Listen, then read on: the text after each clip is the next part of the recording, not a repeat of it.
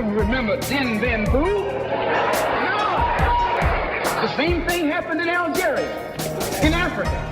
They didn't have anything but a rifle. The French had all these highly mechanized instruments of warfare, but they put some guerrilla action on them.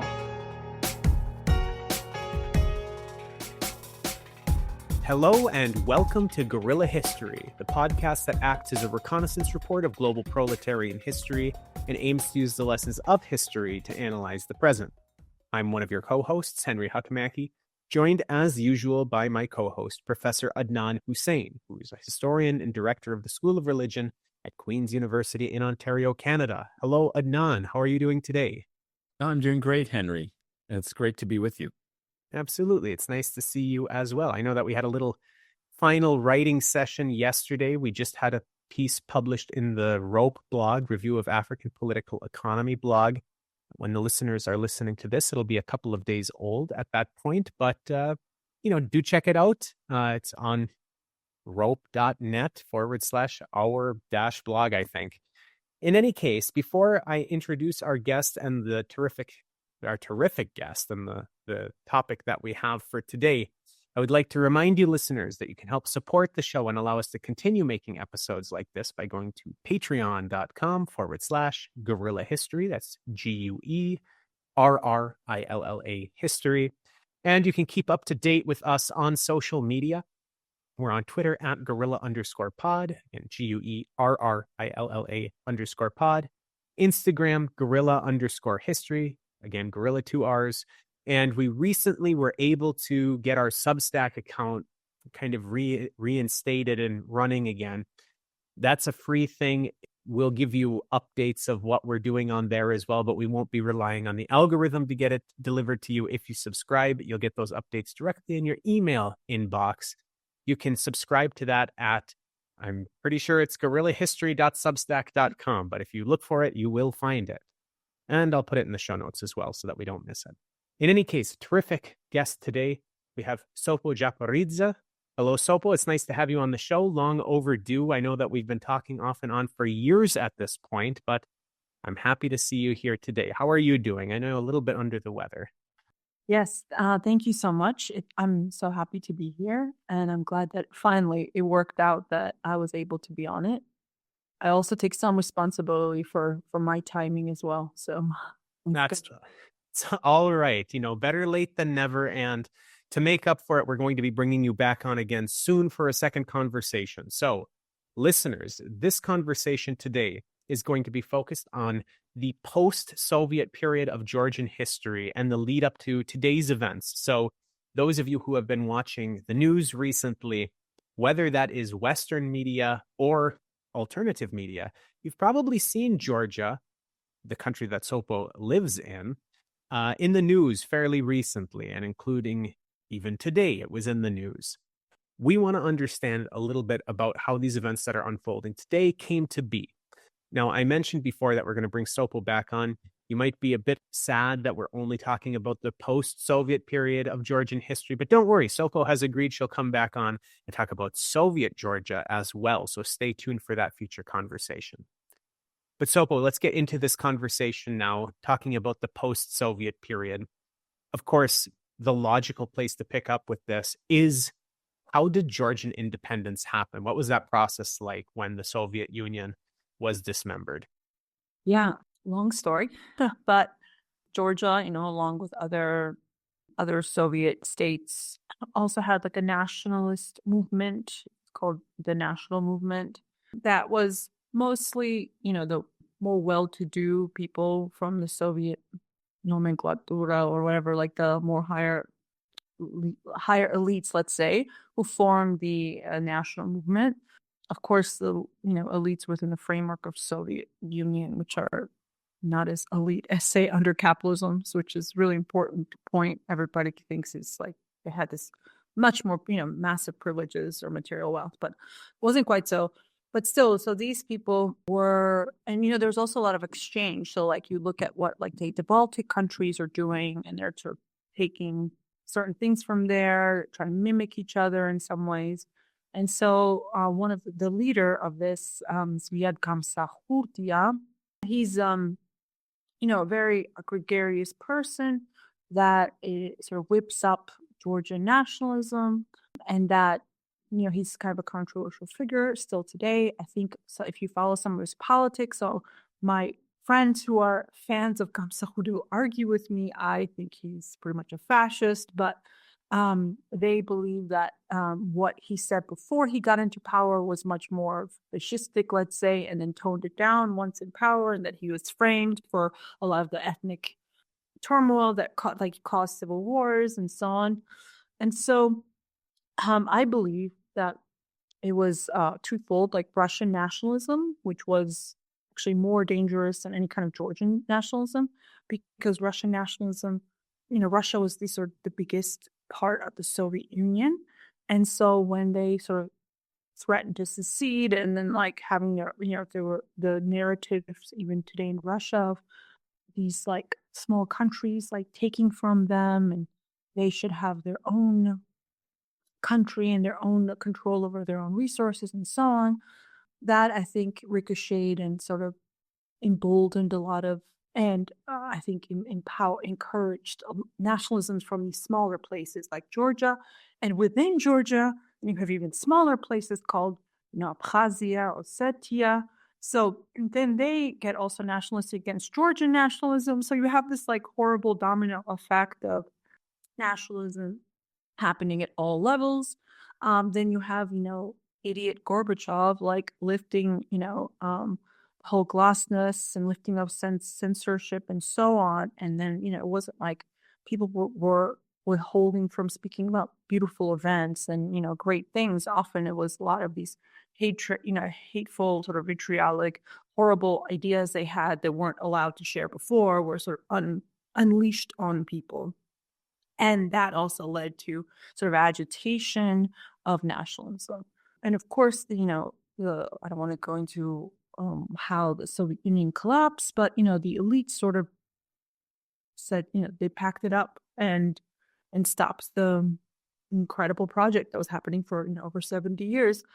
And so Soviet Georgia, got independence because Moscow ended Soviet Union and not because they ended it, even though now it's retold that somehow Georgians got their independence because they protested and were correct on the right side of history. So all of this is very much, changed. And also, I believe this kind of bullshit fake protests that they always refer to as like peaceful and, we're just correct and that's why we won is actually pervasive.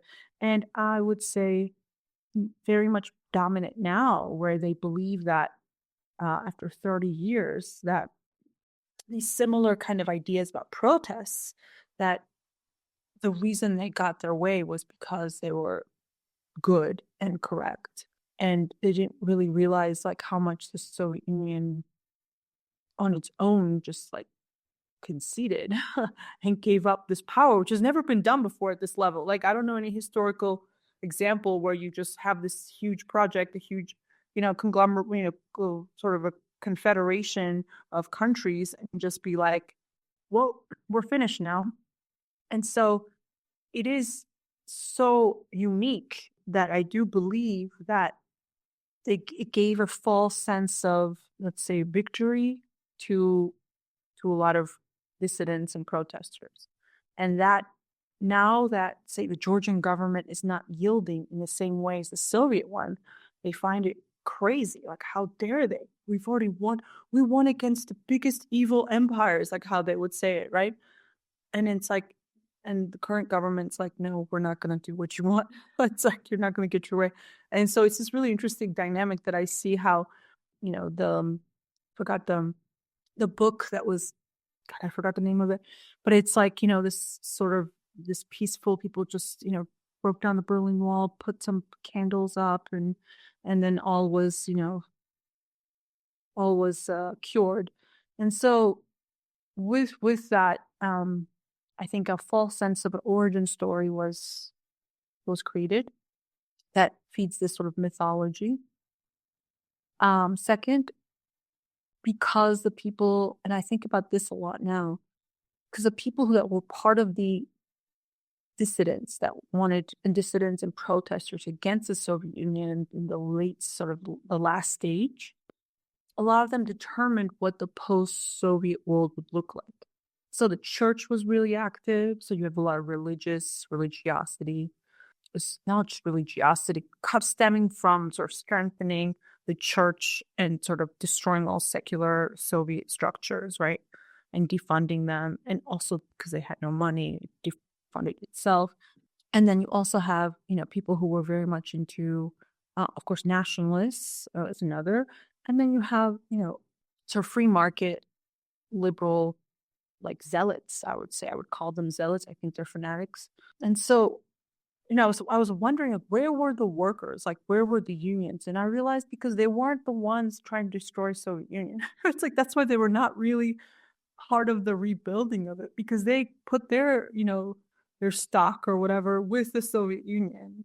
And so, unlike, say, in Poland, where you have like a trade union, no matter how reactionary it is now, and I would say then, but like having, certain union presence that shaped some of at least the politics post-socialist, you don't have that in Georgia. You don't have it in most places because, again, the people that were against the Soviet Union that took part in destroying it were members of elite who thought they could do more in capitalism and win more.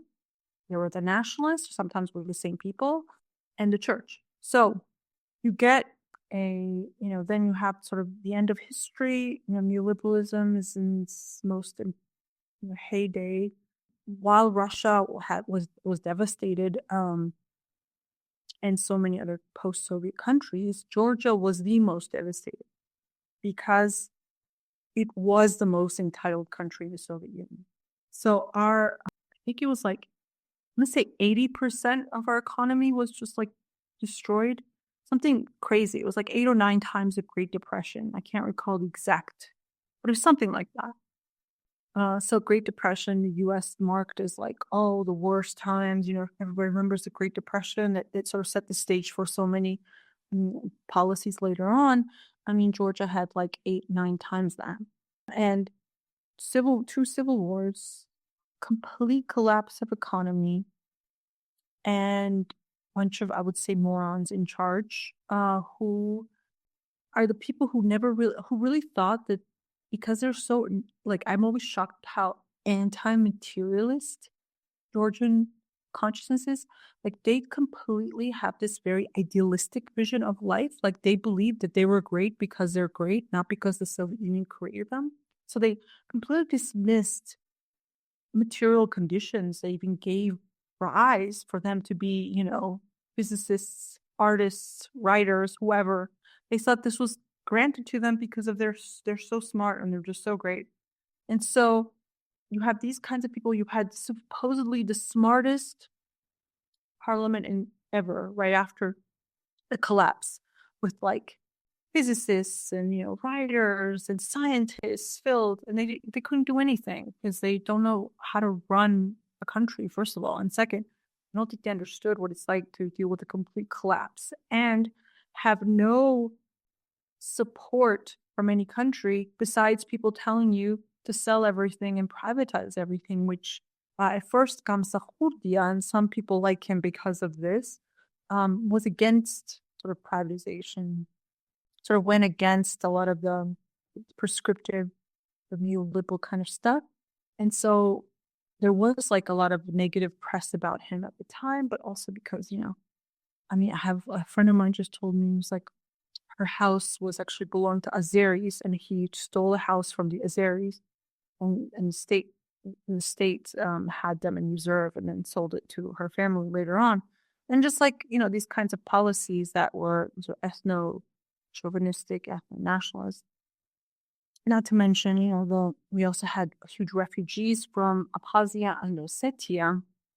Ossetia less more than Abkhazia, this sort of main conflict where tens of thousands of refugees being sort of ethnically expelled after Georgians lost the war, because Russia at the end, like towards the end, backed the Abkhazians over Georgians, which was also something that was usually unlikely, because during I won't say Soviet Georgia. Of course, Georgia was very much the architect of Soviet Union, so very much privileged position there. But if you go back to the Russian Empire, Georgians, despite having, well, at numerous times more uptick against the Russian Empire, the elites that was sort of settled by Vorontsov at some point around 1840s, Georgians were actually very loyal to Russian Empire and used to like help take out the other Caucasian rebels for them. So usually Russia would have backed, let's say, Georgia over Abkhazian, over Ossetians. But in this particular case, I don't know what happened. I think it's because Russia was also just falling apart. Everybody's sort of falling apart. Whatever decision was made, it was at the benefit of Abkhazians and not at the benefit of Georgians, which led to a mass expulsion of Georgians and sort of cemented this anti-Russian sentiments. And this is, so the Abkhazians got their dream in that sense, like the most like nationalistic dream of Abkhazians, of like Abkhazia completely free of Georgians, right? That's kind of, a very radical ethno state. And they got that.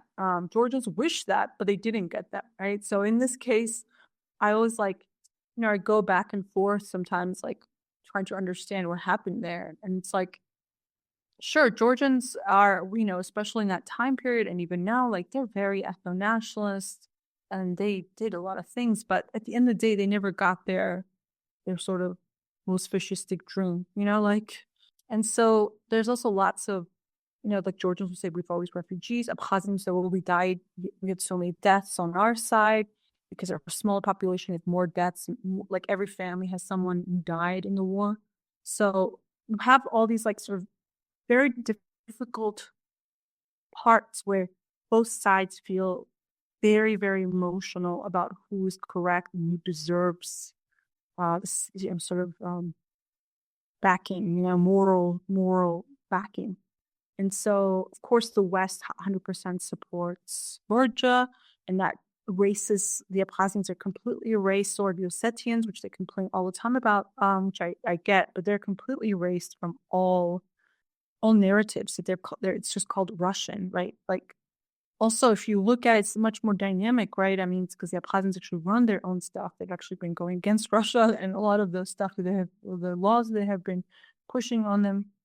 So that you have, in the real way, let's say the real way, Russians supported Abkhazian Soviets and they got what they wanted. But in a narrative way, we won, right? So, and of course, the Western dominant narrative is more important than anything that Russians will say, right? Or Abkhazians in this case. So they also feel very angry about that. I was wondering, what will happen, because I think both sides we're all very invested in sort of getting 100%, which of course cannot happen. And so this set the stage for Russia becoming someone very like a sort of post-colonial kind of figure for Georgia. And it's various times different kind of approaches. So it wasn't always just like directly anti-Russian. The way politics are now discussed around Russia is very different than every other time, right? So I believe it's very much shaped by the West. Sort of Russiagate, I believe, shaped the way anti-Russianism is manifested now. So because like Georgian Dream 2012 won based on let's have more practical approach to Russia. It was about resuming flights. It was about resuming certain trade and so on, normalized relations, right? You look at early 2000s, Saakashvili, who was the third president, he's like in journals, he's like, oh, Shevardnadze, the second president, always uses the Russia to distract from, domestic issues. So this has been going on for a very long time. Like Kamsakhurdia, like he was obsessed anti-Russian and anti-West. That he got taken out. There was a coup of overthrow, and it's also important because almost every single government besides Georgian Dream has come with an overthrow, right? So Kamsakhurdia gets taken out. and Shevardnadze's in power. Shevardnadze also gets overthrown by the Rose Revolution. Yeah, maybe it would be worth we should untangle some of these things so that people have context. So that's a very useful and important overview of the important rise of nationalism that you're mentioning and competing nationalisms that are also being formed partly by, as you're pointing out, anti-Russian sentiment, as part of the way in which nationalism is operating in this. But I just, before we collapse all of the contemporary history, I did want to go to that situation in the aftermath. You referenced a couple of civil wars. Maybe people have picked up that you're talking about conflict with parts of what were originally within the borders of the new nation of Georgia, the Abkhazia and Ossetia. But maybe you could give a little bit, two things. One, a lot of people may not know that much about Georgia and its position. It's a small population, but it's, a decent sized country in the Caucasus on the Black Sea. And this is a very mixed area and region. There's a lot of different kind of ethno-linguistic communities that had all been under the Russian Empire and then later the Soviet Union. And it seems that the politics of which parts of these became independent countries and which didn't, and under what conditions, ended up fueling a lot of successive conflicts in exactly these years in the early mid-90s. While, as you've been explaining, the transition from a Soviet economy that had made a place like Georgia actually, quite a prosperous and educated society is collapsing, just like it did in Russia. Like the imposition of neoliberalism just absolutely crushed the Russian economy. And you have so many people whose decline in their living standard, in their health outcomes, and all of that is happening at the same time. How did Georgia emerge out of that kind of very chaotic situation where those groups you mentioned that had been elites in the late Soviet period, and then, nationalists reestablishing, the church as a kind of significant force and institution, and these neoliberals who were connected with, Western programs of so-called economic and social and political reform? That sounds like it was a pretty chaotic sort of period. How did it kind of emerge from some stability into some kind of stability? And I'm thinking here of the second president you're mentioning, Edward Shevardnadze. Perhaps you could tell us a little bit about how he comes to power, what kinds of movements were part of that, or, because it seems, and I don't know if this is the case, but it seems like in some ways it's restoring perhaps a more state control in response to the absolute neoliberalization that had been taking place. It's an attempt to kind of reintroduce some kind of institutions in society and economy through, governance. Maybe you could tell us a little bit about that, which will help us understand what you just mentioned, which is why the Rose Revolution in 2003 takes place. So before we get to the Rose Revolution, I think listeners would benefit from understanding from you a little bit what happened,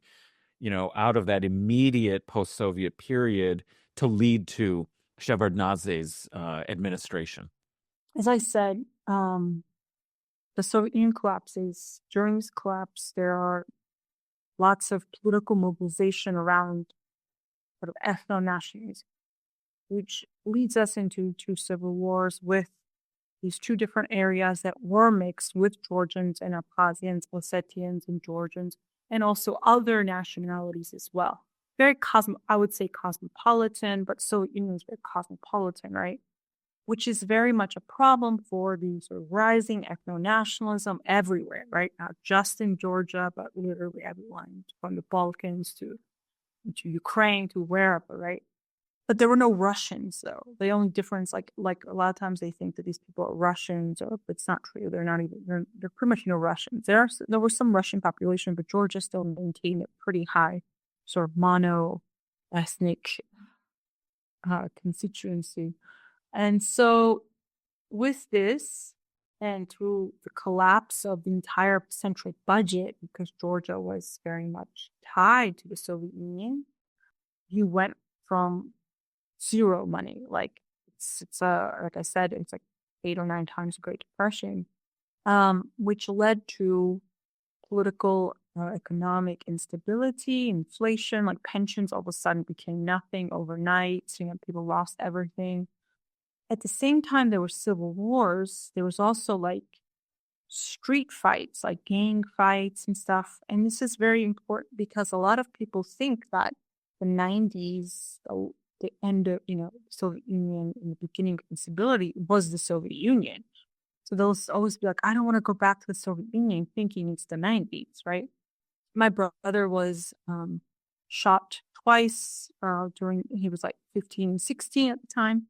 All these sort of kids all of a sudden had weapons. These were unheard of. Like, it's just really unheard of. People are very peaceful, no violence, like very kind of almost like naive, like bubble lives. Like, I think of Soviet citizens as very, very sheltered from the real world, your capitalism, And so, very catastrophic.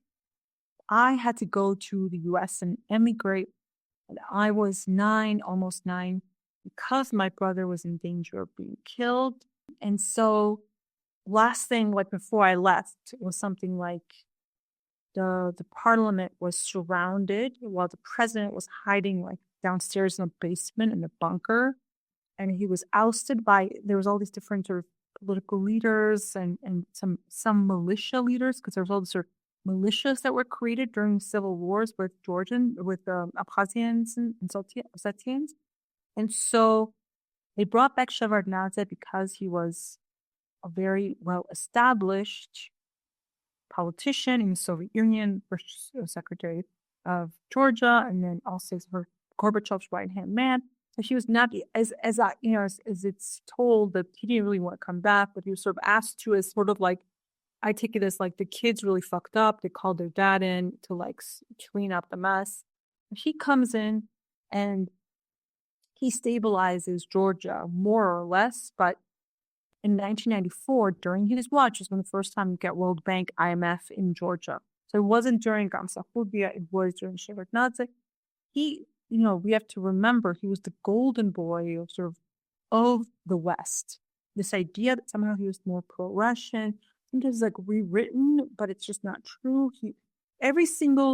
A little bit like how Putin was, like when he first emerged, was, after the chaos of the Yeltsin, years and collapse, they thought, well, let's put in a more competent guy, but he'll still be pro-Western, right? So that was sort of similar, that it was, not somebody who was just a pro-Russian, but analogous in some ways.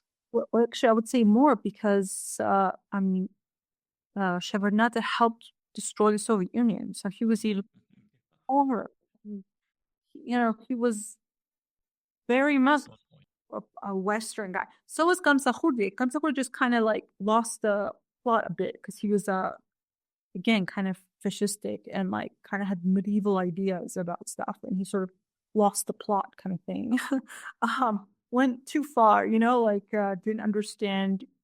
He's kind of, zealot. Shevardnadze, for pro-West, brings stability, but with stability, there were still a lot of power outages, severe problems with power and privatization of this. Still privatizations happening. And Shevardnadze is compliant. He is making reforms.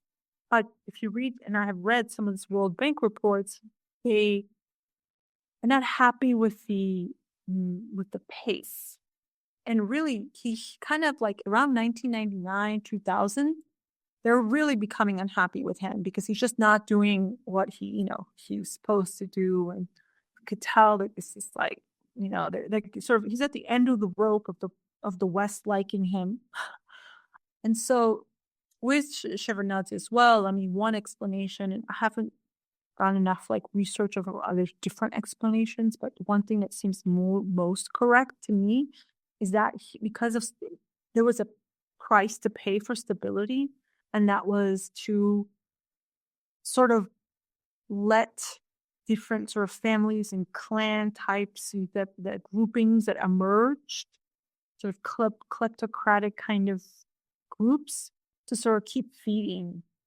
And so I look at it as someone who maintained peace but was not able to make drastic changes. He would have over time. It would just take him like a lot longer, let's say, you know?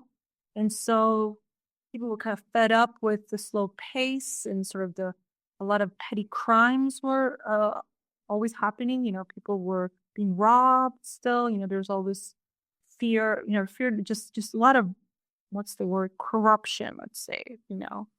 Though one of his fans always tells me, no, there was actually progress, huge progress. It was just all, destroyed after sort of the radical nature of Saakashvili made it look like he wasn't doing much because he was so, radical. But, people weren't happy. But generally, again, I don't know, because I think it's also difficult when you have a post-Soviet world where you don't really have socialist countries anymore to learn from who can guide your development like there was for sort of decolonization with Soviet Union around. For other countries, there really is no alternative to like neoliberalism. Like, what else are you supposed to do unless you're like so smart that you somehow followed Chinese model in the 90s, right? Like, but like nobody had that kind of level of, foresight and 90s, it might have been actually hard to even see that, what China would become now, right? So it's difficult, especially when you don't have resources like Georgia, where like 3.7 million people, or 5 million at a time. Like, you don't have a lot of resources, nor the kind of labor force that China has, right? So it's like, so really, it's Georgians mostly. I think they're, from Shevardnadze, he also is sort of the mastermind. I think he's economist into the Baku-Tbilisi pipeline away from Russia. So he says, like, this is, again, his sort of pro-Western, anti-Russian kind of things. Like, it's like, well, Russia is providing, pipe, like a gas. So why don't we create a corridor away from Russia? Then you get the gas out. And apparently, Armenia was much cheaper to do it through Armenia. So clearly, Georgians like waged a political fight to make sure it went through Georgia, which was, I believe, from reading, is that was even more expensive to do than Armenia. So they kind of forced themselves into this to be part of the Baku, sort of Azerbaijan, Georgia, Turkey pipeline away from Russia as a political maneuver to get the West interested in Georgia. So then they have to defend it because their sort of pipeline is there. So it is like an attempt to leverage our position. Well, in this case, like artificially created, we inserted ourselves, so then we can have a bargaining like chip with Russia, right? So, which I think is politically smart for Georgia. I think we should have as many bargaining chips as we possibly can because we're very small and easily stopped. So with Russia, with Turkey, with everybody, we need to be having lots of bargaining chips. And so anyway, so Shevardnadze through this makes some kind of these kinds of strategic things, but also like is not able to deliver. And then you have, what this Serbian example, the I would say like kind of color revolution type of thing where you have like sort of outside intervention and you have NGOs and these kinds of foreign funding and foreign tutelage, like these videos that would show there was some kind of they had this like one like video, like Otpor video, where they would show all the new recruits to Georgian students and stuff. And so they all had to watch this video and then they would get all on the same page about how to nonviolent overthrow, whatever. So you mentioned, I'm going to step in for a second. You mentioned the entry of Western interest groups, NGOs, groups like this. This is something that we've also seen in the more recent events as well. And, this was a driving factor of the so-called foreign agents bill that was passed relatively recently. and the protests that surrounded that. But, this is also something that was happening in the early 2000s. So what I want to do is focus, and I just also want to go back for a second. You said Georgia doesn't have a lot of resources in which it can use. I'm fairly sure that most of the listeners of the show will be unfamiliar with the economic, nature of the Georgian country. Essentially, Georgia runs on tourism, grapes, and tea. I know I'm being a little bit flippant and kind of oversimplifying things, but not really when you actually look at it. When you look at what really drives the Georgian economy in terms of exports, it's fruits and tea. I mean, I had Georgian tea this morning. Georgian tea is terrific, but Mine as well. and Yeah. mining, and yes, absolutely. But tourism in particular now, maybe not so much in the early 2000s. But with that being said, can you take us through that early process of the lead up to the so-called Rose Revolution and the interest groups that were at play in the build up to that, both domestic and foreign? Because, this eventually became known as the Rose Revolution, which it becomes known as that as a result of the culmination of the so-called revolution. But there was a lot of groups that were playing roles, particularly in the early phases, and at the end we had Saakashvili coming out of the revolution, and then perhaps we can talk about that. So can you talk about a little bit about the lead up to the Rose Revolution and the groups that were at play here? Yeah, so it's been a while since I've went back and really looked at all the different details. So I can say that one of the centers, say, was I think it's called New Economics School, which was a libertarian, new liberal in NGO school kind of thing, where it still exists today, less prominent though. So they were very much part of this. There was a student group, Kamada, that's the ones that watched the outpour video I told you about, and then also dissatisfied elites that had, who I can't really say exactly if there was from the beginning of how much Saakashvili was groomed or any of that, because it's been a while. I have to go through it. I don't want to say something that's not quite correct, but sort of very similar, just generally dissatisfied elites. It was not like a working class revolution or something. It's and the students are generally just pretty much easily agitated, let's say. And so political dissatisfaction going along with also Western dissatisfaction, because you can have political dissatisfaction all you want, but if you don't have the Western support, you're not exactly going to, generally, you're not going to be victorious if you don't actually have some kind of a real working class, majority kind of revolution situation.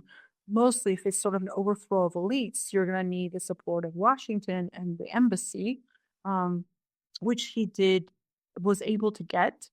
And so with also Open Society was also one of the leading components of this. So all these different NGOs that have been established, student groups, and with a little bit of other help, and also a willingness by the West, they were able to, and also because Shevardnadze stepped down, he kind of, this is why it was called bloodless. The rose is he's given a rose to leave, and nothing will happen to you. And so a lot of things had to happen for that to be successful, because this was tried in many other countries and wasn't as successful, right? So the new elites and the people who, again, the Saakashvili's elites, there's always this now it's kind of changed, but there's a part of town in Tbilisi, which are sort of the communist elites that used to live there. And, they always said Saakashvili could never win that district, right? So a lot of his people that he kind of empowered were people who were sort of left out of traditional, more post-Soviet and then post-Soviet sort of similar kind of elite structure. So a new, fresh, he brought in sort of new, fresh blood in governance. And so that, I was too young then. I didn't live in Georgia, but I could see how that was also attractive, because he was able to channel a lot of young people who were probably very upset with the same sort of government structures, older people, because there's also a similar thing now where it's this feeling that young people are not been integrated into and advanced in the system. You have a lot of, professors who are very much older and still keeping their jobs and so on. So that was happening back, in the early 2000s. And so Saakashvili comes into power, and he has things like he fires a lot of people who are older, like over 40. He was like firing them to make way for his young people that he would sort of easily brainwash in some way, right? So it's like people who don't have a lot of connection to history, it's like his people, and also just younger.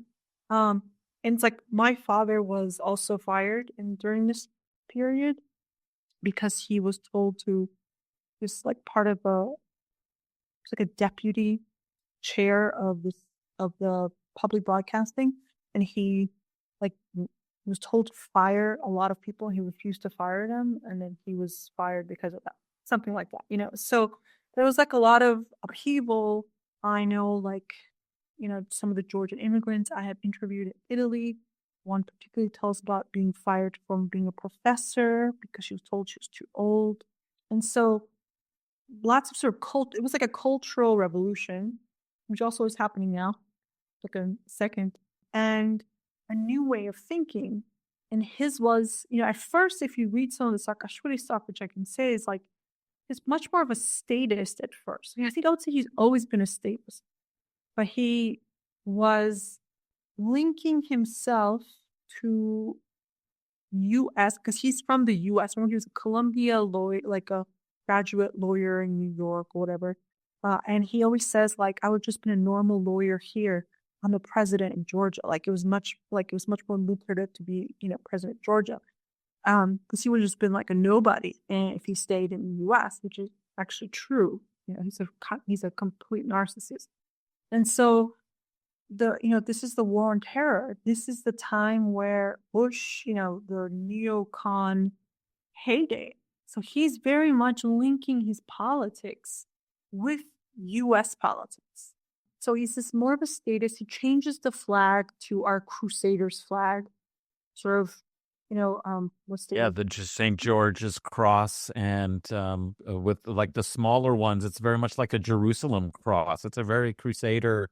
That's one thing I've noticed. It has definitely a lot of visual and iconic connection with medieval Crusader or medievalist Crusader crosses. And so that's very interesting that you mentioned that he was linking his politics as a, maybe another one of these Eurasian frontier states confronting the world of Islam during the era of the war on terror. I mean, you could see how that would be a way to position yourself geopolitically within the Western alliance. And at the same time that there was a lot of this neoliberalizing at a higher pace, than was happening under Shevardnadze. So I imagine this is also what leads to, soon after, in the second Bush administration, these ideas of formalizing that kind of status of being a part of the Western military alliance during the era of the war on terror to dangling the NATO membership. So I'm imagine that that's somehow connected. Perhaps you could talk a little bit more about. And also this to add process. in, I would like to also add in on that, to focus a little bit more on the economic side of things as well. I mean, of course, what Adnan raises is absolutely correct and very interesting, but adding just a little bit more of the economic side of things. So we talked about how Saakashvili was this radical neoliberal who undertook extremely aggressive privatization, much in excess of what was previously being carried out, extreme austerity measures, and also trying to bring in a lot of foreign investments into the country. What this often led to was corporate dominance over enterprises in the local economic structures. And as you mentioned, Sopo, a very vulnerable labor force. But the banking sector in particular was extremely heavily dominated by foreign entities at that time, which not only as a result of loans coming in from these international organizations like the IMF and the World Bank, but I mean, control of the banking system within Georgia itself, which really was stripping Georgia of sovereignty within its own economy, both internally and externally.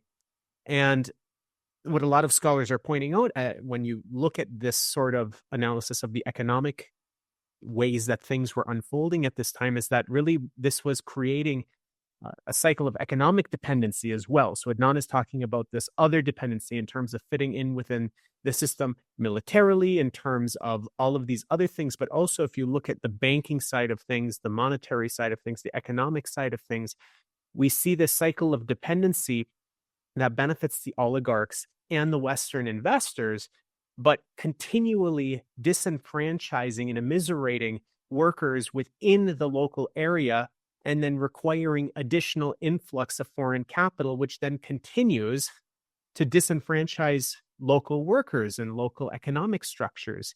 So not only is there these components that Adnan brought up, but also I just wanted to add in a little bit more about kind of the economic dimensions, and particularly the foreign investment and essentially takeover of large sections of the Georgian economy and structures of the economy, including many of the banks within the country. Yes, there's so much to talk about, but thanks for giving that small context. So quickly, so Saakashvili aligns himself, let's go back to war and terror, as the sort of Eurasian outpost, like you said, very well put. And Putin was also doing similar things, was calling up Bush and war and terror sort of in his own, to get rid of his own like enemies kind of thing.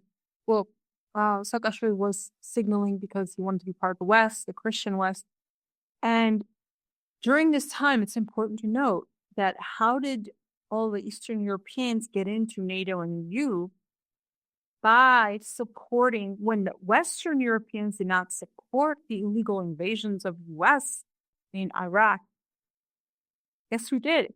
It was the Eastern Europeans. And that was their ticket in. Saakashvili is just learning from them. Saakashvili is just a cheap version of all the Eastern European countries that are setting the stage for all this, how to sort of ingratiate yourself. And this was a prime example of that U.S. needed a coalition of the willing, or whatever they were called back then. So this was a way to get in. And we all know U.S. controls the EU, NATO, and it's bullshit. It's nothing about what Europeans actually have anything to say. So Saakashvili commits the most troops to Afghanistan and Iraq. That's how he tries to ingratiate himself. And so this is also why there's also controversy now, right? Because, it's not about merit to get into the EU, right? Or NATO. It's really about how much you suck up and how much you make yourself like indispensable at some kind of, at some moment, right? So that has nothing to do with, we did all this stuff that you told us to do. It's like all the reforms, like that's bullshit. So to go back to Saakashvili gets this sort of support from the neoconservative, Bush era, follows the leading examples of like Poland, Latvia, Lithuania, whatever, and also does this sort of memory politics, tries to have a similar Soviet occupation museum as a sort of concretize this like idea that we were also victims, because everybody's now in Eastern Europe is like, I was a victim, of communism, and really sort of mimics this sort of if you've ever been to Poland, their ridiculous museum against, like communists, everybody occupied them, right? The Nazis, communists, you can't tell the difference. They're both terrible. And I mean, in Georgia, it's actually much more, we were the architects of the Soviet Union, so it doesn't fly. In reality, history doesn't like add up. But of course, you can say technically, because there was sort of a Bolshevik-Menshevik rivalry, that this is somehow a Soviet occupation museum, and creates this new European understanding of communism as equivalent to Nazism, as victims. And so that's like another element to this. And then later on, the sort of communist history is mixed in with economic strangulation, right? So around the same time, one's called Liberty Act, one's called the Liberty Charter. One forbids communism, the other forbids progressive taxation and spending budget, right? So limits budget, government spending, and completely bans like constitutionally progressive taxation, while also banning communism. So a lot of these things are sort of interlinked to how the sort of anti-communist history has been used to crush all kinds of any resistance to capitalism and neoliberalism. So Saakashvili is like neoliberalism on steroids. Like if there was any kind of hesitation in other countries or during Shevardnadze, because still there was some decency from the Soviet Union of how much you can squeeze people, right? He has none of that. He develops two things. One is the police. He completely reformats the police. He needs new police to crush the resistance to anything that he proposes.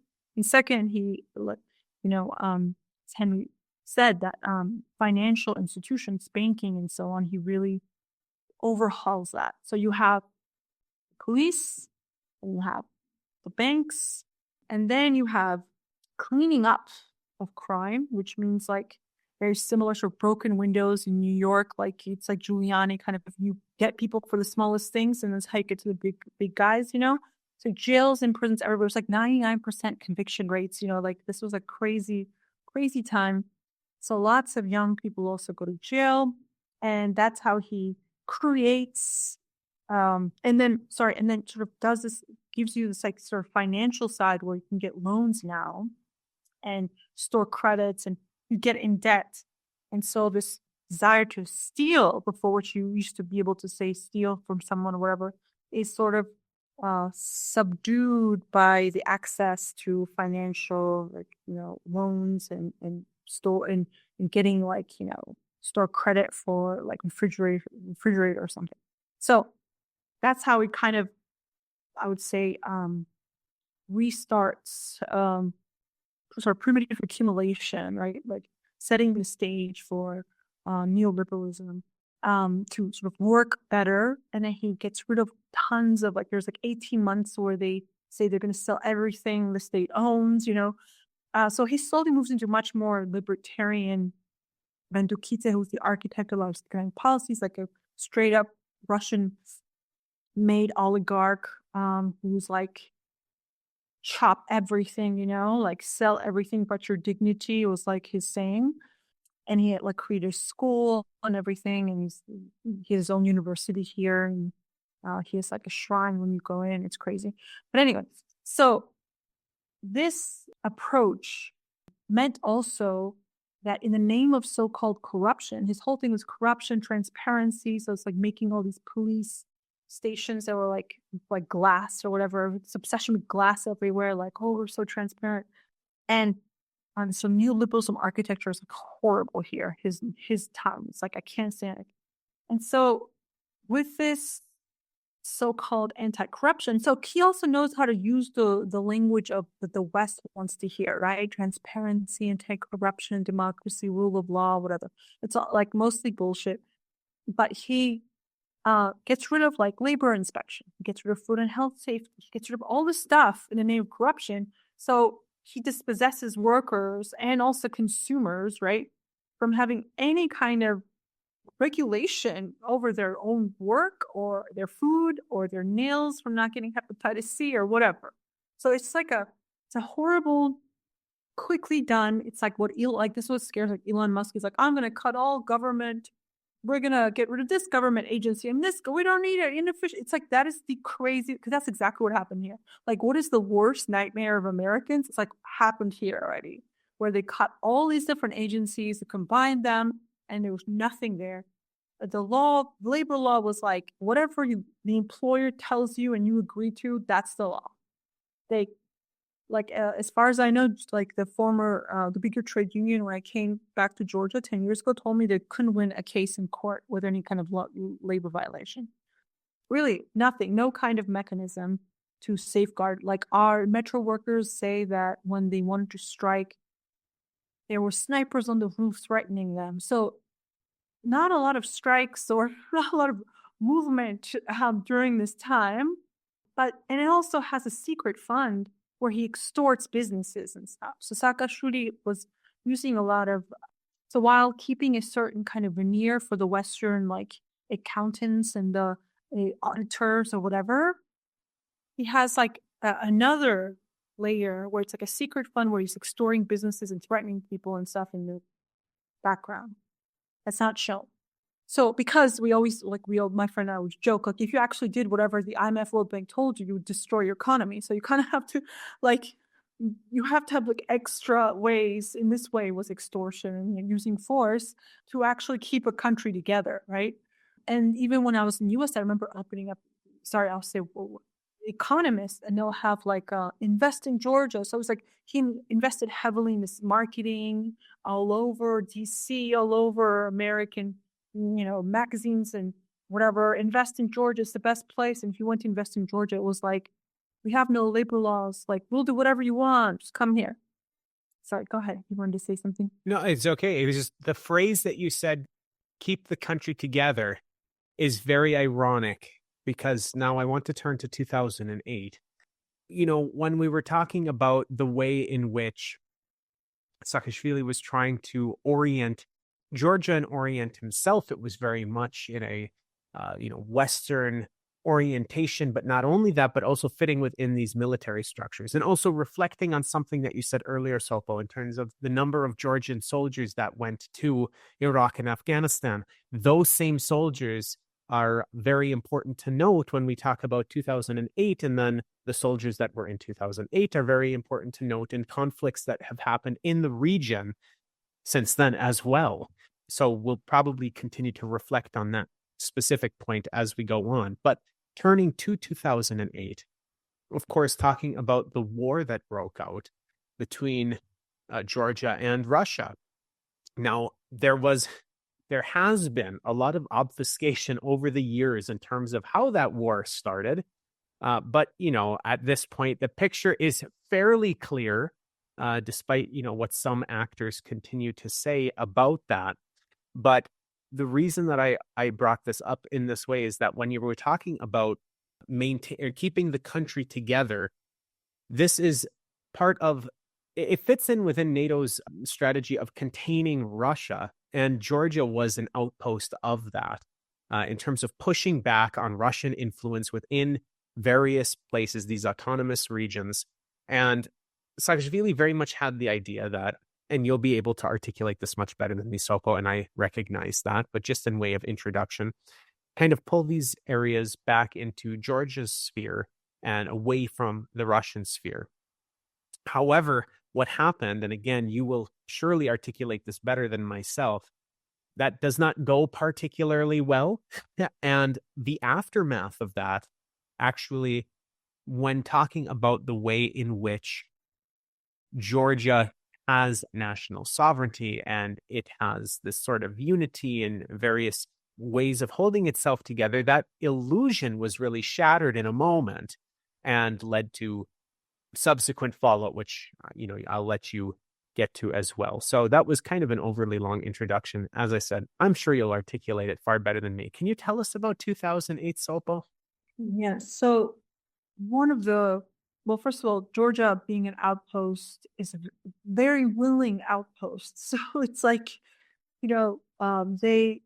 I would say, again, Georgia has been lobbying to be an outpost, very much wanting to have that, to being able to, like I said, for many reasons, but one of them is having like a bargaining chip to, have maintained some certain kind of autonomy, autonomy away from Russia, but also problematic with how much power US and NATO and so on have. And so, US sells weapons. Like it's really no brainer. Like that's the US model is selling weapons. If there was no wars, or US can sell weapons, like US would like end, right? The entire thing. It's like Israel, like the entire purpose of US is to sell weapons. And so they were selling weapons to Saakashvili. He was buying them. They redid their army. You had like US soldiers and stuff come here and train and so on. Israel was also selling weapons. Not sure how many comparatively, but for sure they had drones, because it's a funny story of how the Israelis give the drones to the Russians, Georgian drone codes, and take them out in 2 seconds. That's like another story. I was relighting a little bit. So there's like, you know, and I always think about this because Saakashvili, I believe he's like a very much all the other sort of Western allies of the US, who they start to, I think, overestimate the support of the US. Like, I believe he was convinced that the US would rally to him. Wow, absolutely. I mean, you see what happened is first there's this kind of talk about Georgia joining NATO without, really developing the exact procedures by which this is going to happen and all of that. But it's sort of promised and dangled. You'll be part of this Western alliance. You've been participating in the U.S., wars in the Middle East and, broadly in the region. And as you were pointing out, there's a lot of investment of U.S. military hardware, training, etc. So they're all getting NATO ready, as it were, with those preconditions. And it seems that he thought, they're saying we're going to be part of NATO, and he assumed that everyone will react like we are part of NATO already. If we try and take what was it, Ossetia, right? Ossetia that he attempted to take back, as it were, and then but it didn't happen. Also, let's remember, if we don't know, is that Achara, which is another kind of a I wouldn't say breakaway, because they're Georgians more, even though they're like Muslim Georgians, and kind of tied like with links with Turkey. He had brought Achara back into a much more, even though there's a federal system there, they have their own sort of autonomous kind of zone. He brought them back. So I think he was also convinced, because he'd done that, and I also think he's like a megalomaniac.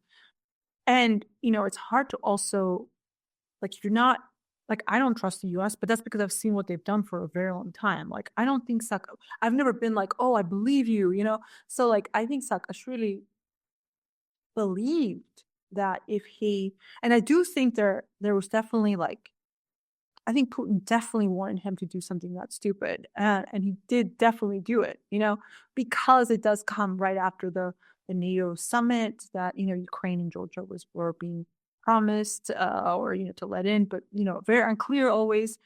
And then there were skirmishes, so it could have been there was some bait by the Ossetians, could be, but then the escalation really comes with Saakashvili, and his whole thing is, well, de facto, it is, separatist, but really, legally, it belongs to Georgia. So you can't say I'm unleashing sort of, like the fire on my own. Like, he's not invading because it's his country. It's like how it's been explained, right?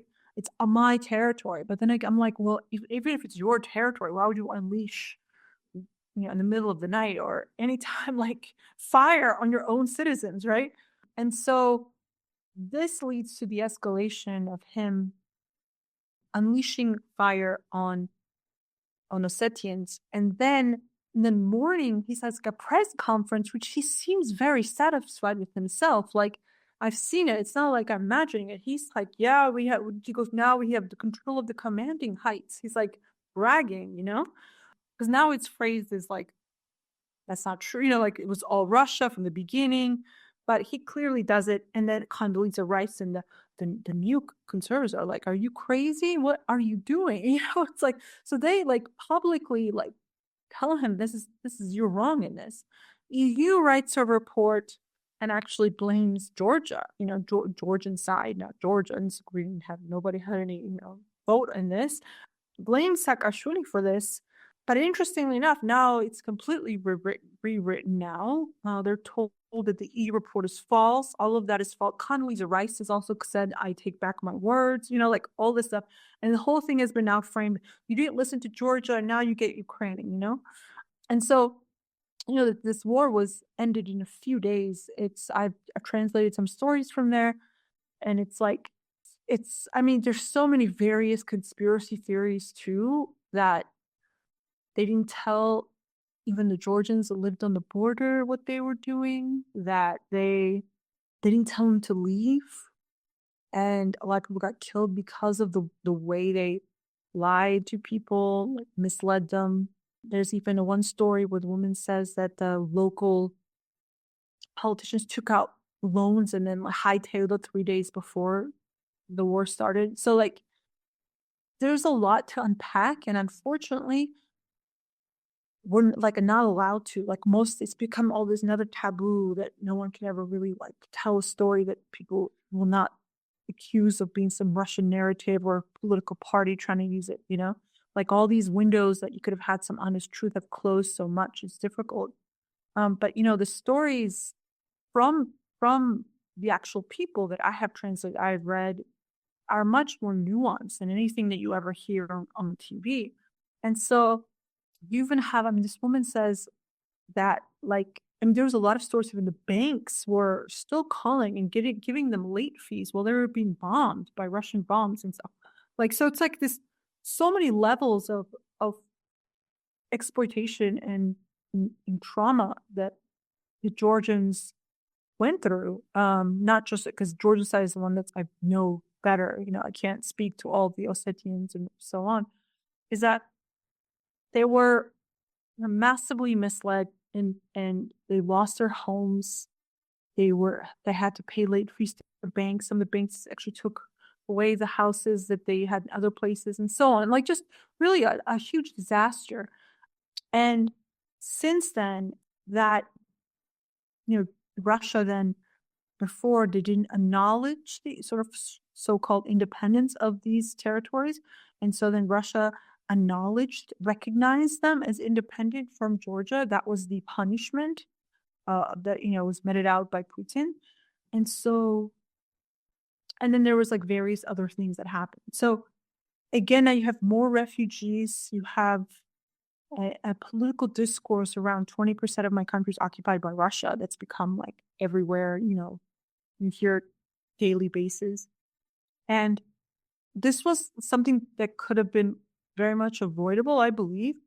And you have any kind of reignition of such a horrible ethnic fighting that already happened 10, 15 years or 18, 17, whatever, 20, 18 years prior or whatever, makes it very difficult for any kind of ethnic wars, makes it very difficult for any kind of peaceful resolution later on. I always think about this as well in Ukraine and Russia. It's it's reconciliation becomes so much more difficult, right? And so renewal of fighting, also this Georgia, and again, 2 or 3 days that the war was over, Russian helicopters and planes were able to bomb very quickly, and cluster bombs as well, and you have lots of victims, and then you have no state to support them, even giving money for people who lost their husband or father during the war. If they were bombed, there's $30 or something a month, maybe less, any kind of compensation. People talk about losing their homes, being put in these refugee camps. They're terrible, with some Danish cherries giving them one chick to have as a chicken, some horrible stories of all the things that happen with refugees and all the things that happen with and this was a 3 or 4 day war, right? So it's a very short time. I can only imagine what would happen. And so since then, knowing that in the 3 wars that happened, we have lost more each time, smarter Georgians are we should not have wars anymore, which sort of brings to today what the discourse is. There's still a lot of fresh memory of that. And then this has been, becoming, now it's, became more and more, while it was open space for a while to discuss that it was Saakashvili that was guilty of all this, that window slowly started closing. Their political party was very much pushing 20% of my country is occupied by Russia as being the truth to all this, and nothing sort of behind of what's happening or any kind of responsibility by Saakashvili. the NATO membership that never came, that's been constantly on the table but never given to Georgia, and the Georgian Dream Party after so let's say it's 2011.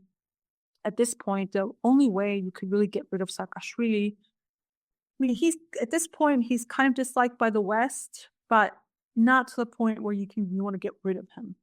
So there's like some negative press, some he's now like racked up imprisoned a lot of people, started a war, like he's done a lot of things that not the best, like not what you want in your little ally, your little puppet, but not enough to forcefully get him out. I do think probably some Americans or whoever, probably Americans had a talk like, if you lose, you gotta go. Like, I'm sure something like that. But really, you can only get him out with someone who has a lot of money, which is Irina Ivanishvili. Otherwise, you'd still be stuck with him, probably not. And this is actually the fear of now, is that because Bidzina has more money than other people, he's able to maintain political power, while if he didn't have as much money, he would have been ousted much quicker, right? And so Bidzina comes in. On mostly, the critique was that because there was all these videos that were shown how prisoners were being raped in prison, and routinely peaceful protesters were beaten. Businessmen, like rich men, like were imprisoned. And so there's like levels of Saakashvili sort of being a bloody regime. But because Georgian Dream has pretty much the same politics and neoliberalism, everything that Saakashvili has, there's never really a real critique of his horrendous economic, like you said, foreign direct investment heavy, tourism heavy, financialization, or zero rights for workers, like all of the stuff that we criticize, the left that we have been, day in, day out, we're saying the same thing against Georgian Dream, against Saakashvili, the same bullshit neoliberalism.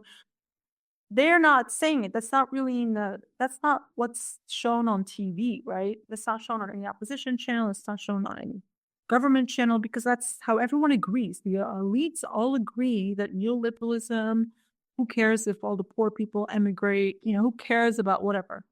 It's like, we're staying the course of this. Capitalism all the way. And more free market, the better. The criticism is always like, it's not free market enough. It's like, Right.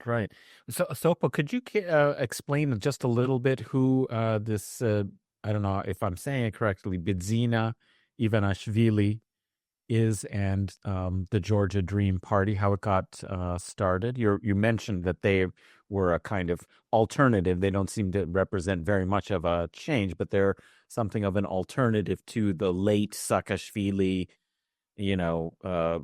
government that was running on fumes because of all of the terrible decisions, the political oppression, the war that was, a disaster, and so on. But who, you mentioned that he had a lot of money, but I mean, is this basically like an oligarch, Georgian oligarch, who kind of comes to power? Maybe you could, just elucidate that for people who don't know who the Georgia Dream Party is and who this wealthy figure who's behind the party, is. yeah. So Bidzina Ivanishvili made his money in Russia. I'm not sure how many billions he has now, maybe 7 or 8, maybe he had less before.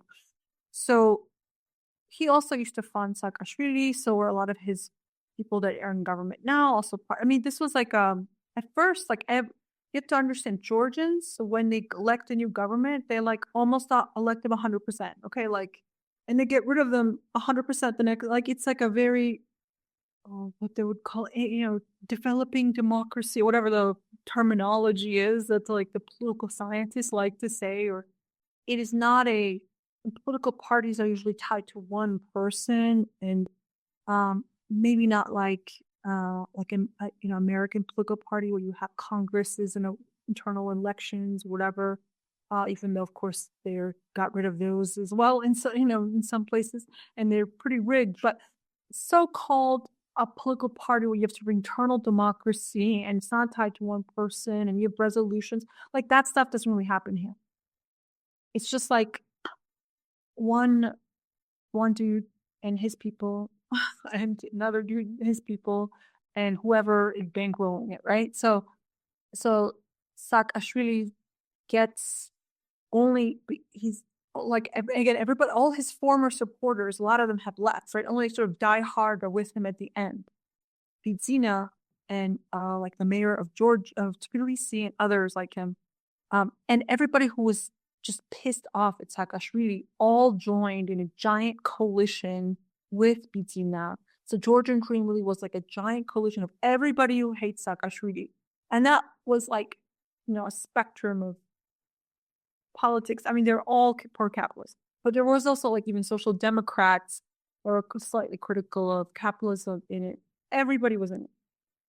And there's also student movements as well that a lot of my friends come from. A lot of those that were much more left-leaning. So the interesting thing about this is that the protests against Saakashvili created some sort of socialist and social democrat type of people, because there was a social democrat that was taking part, and some students got into like a little bit of Marxism, not like radical, but just like a little bit at least. You have this huge coalition, and this is why the Georgian Dream over the past 12 years have changed radically from how they began to what they are now, because most of the people have left over time because they got angry with them. So it's like, it was not like a party that had some discipline or strict ideas. It was just like, everyone who hates him, get him out. Here's this billionaire bankrolling the whole thing, It was nice. And so Georgian Dream, having no real politics besides being against violence. This is also important now because they're blamed for violence, right? But they're against this sort of bloody repression police regime that was Saakashvili. And no other real critique besides that. And there was a bunch of businessmen and people who were imprisoned by him also being like hardcore supporters of Bidzina against Saakashvili, who till today are still very much hardcore against Saakashvili and sort of his like most, like cadre kind of fighters, like I refer to them as like old guard, who always wanted more political persecution of Saakashvili's regime, but Bidzina did not do that because, as I understand it, the Americans told him to lay off the political persecution. So there was going to be a little bit, but not a lot. So I think that also complicate a lot of things, because there was cohabitation with the old regime. They used to really upset the old guard and cause a lot of problems. And so here's Saakashvili, because he had already done all the violence, all the financialization, all the sort of dirty deeds to get capitalist transformation rolling. Georgian Dream didn't have to do any of that. So in some ways they were privileged, because then they would have to also beat up people and jail them and like force down their throat freedom, right? But this was already done for them. So in some way they can say like, oh, this has already started. We're just going to continue down this road, the same kind of reforms. We're going to do even more. And then through this process, they were just sort of bumbling along, like not a very interesting party. Georgian Dream, mostly I had like millions of fights with them over different labor issues. So many things. Some of them started with Saakashvili's period. They sort of get a shittier, but like better, but shitty, but better version of labor code 2013. They start moving with the EU association agreement, some kind of EU reforms that were taking forever, always very watered down. And through this, and I shouldn't mention that a lot of Saakashvili's people went into NGOs when he was ousted. This is important. And I have to say, a lot of them also went quiet, like they weren't so loudly pro Saakashvili. They slowly re-emerged afterwards, And so Georgian Dream cohabitation, continuing same policies, some lukewarm reforms here and there. Slowly, labor inspection kind of came back, but a much weaker version that took like millions and millions of dollars and like years to get to a mediocre version, so it's like everything they do is like so-called just slightly progressive. And they keep the progressive taxation they could have taken out in the Constitution to ban it. They get rid of profit tax if you reinvest. Just, again, a lot of things that already were there, just more of it. And they also, because they don't have that extortion that Saakashvili had, a lot of monopolies emerge with their time period. And they kind of, these people, like most of the leadership, they're very businessman types. They're like, they don't I don't get the sense that they have, now I feel like they've developed more because of the 2 years of pressure from the West as being Russian or whatever. But like, they're like milk toast kind of businessmen. Like, they don't have a vision. They don't not have a vision. They're just like, just mediocrity all the way, And so they're around 2020. And again, a lot of things happen in this. 2019 is when this whole Russia stuff really starts to take off. And let's not forget, around 2016 and so on with Russiagate, tons of money is given to find the Russian propaganda. I would say probably started 2014.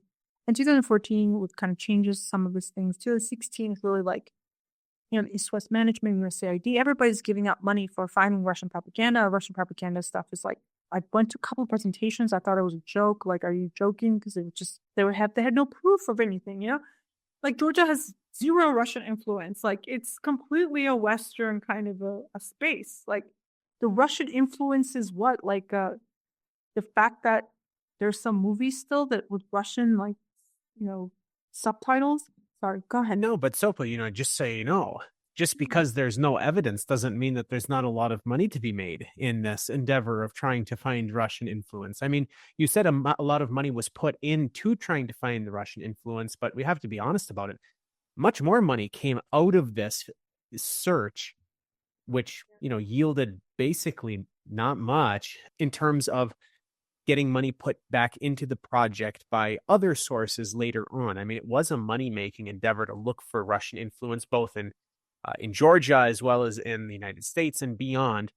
And, that also extends to media, and that explains also how the media portrays these things. Think back to, let's use the American context, just because it's one of the more blatant ones. Think of how MSNBC's ratings increased during this Russiagate period, and particularly Rachel Maddow's ratings increased. She went from being a somewhat popular news host on the television to being the most popular news host in the United States overnight. And that overnight, the reason that she was able to shoot to superstardom at that point was not because she was on MSNBC. MSNBC was never the network for news.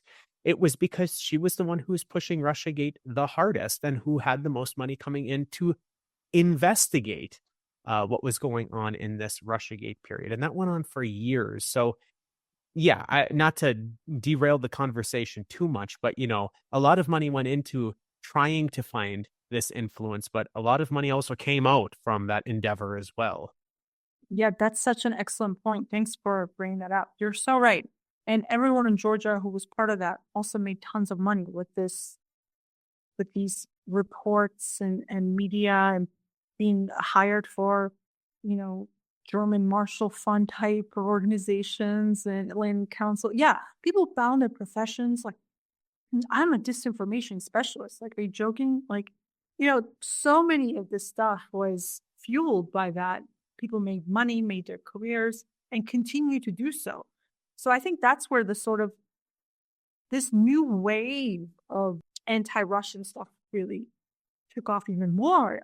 Of course, as I said, there's wars, there's like all of the stuff that, lost territories that are very much the context of all this. So like very ripe, fertile soil.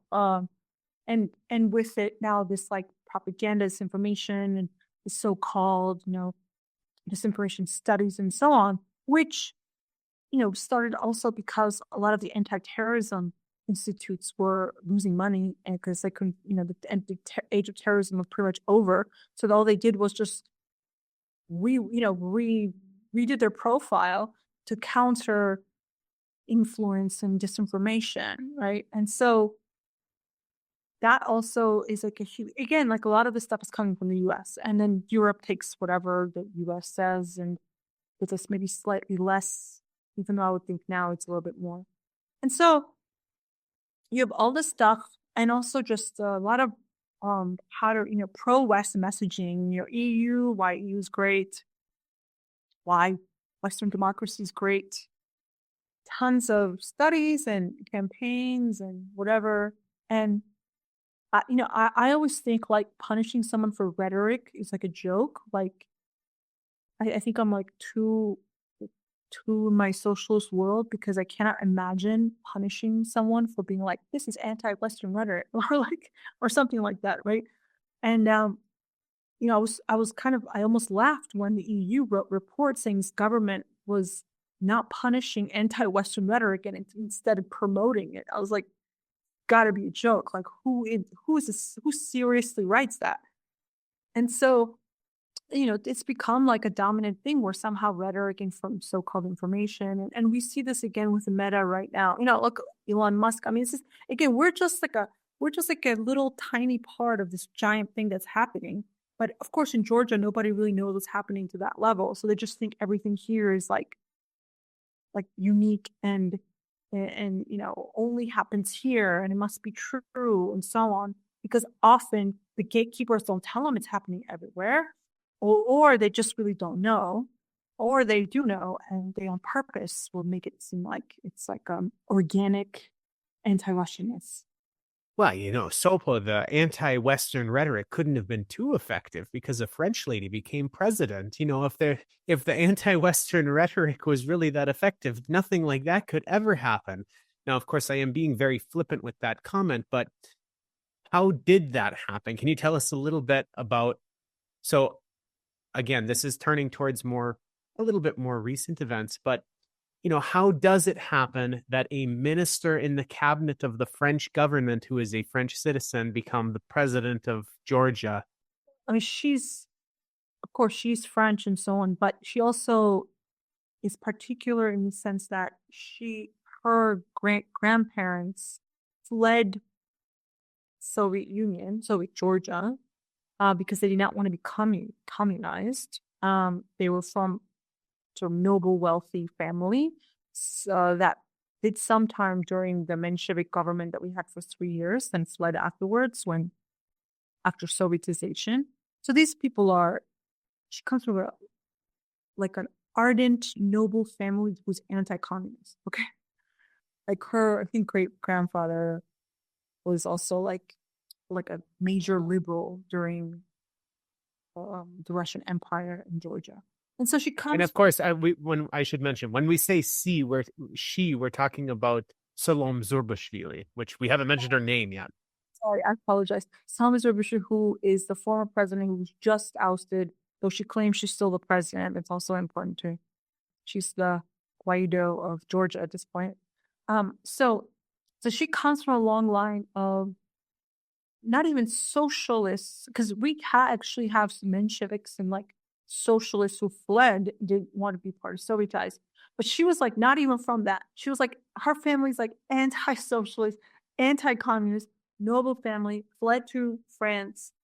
Her uncle was like was a Nazi, It's just like very checkered past, like someone in no world would I ever like. None of her background is appealing to me, right? And then she studied under like cold, like sort of cold. She's like a stone cold warrior, let's say. That's where she comes from, her ideology, her family background. Her uncle also had this like delusions of grandeur that the Nazis were just going to give him Georgia to rule. So like very staunchly anti-communist, pro-Western, and she has from her history, like she has a very privileged life, goes to top universities, becomes a French diplomat, like very elite life, very Parisian.